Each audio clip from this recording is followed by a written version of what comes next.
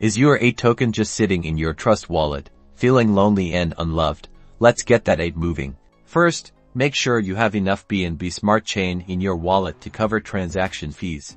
You'll need that gas. Next, tap on the DApps or browser icon. It usually looks like 4 squares or a globe. This is your gateway to the decentralized world. Now, in the search bar, type in PancakeSwap.finance and tap Go.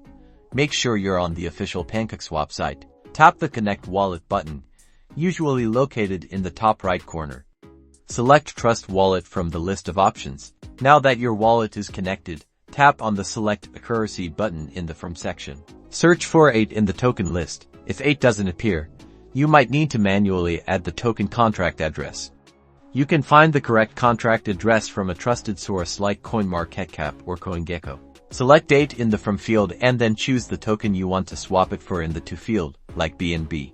Enter the amount of 8 you want to swap, and the equivalent amount of BNB will be displayed. Tap the Swap button. A confirmation screen will appear, showing you the details of the transaction.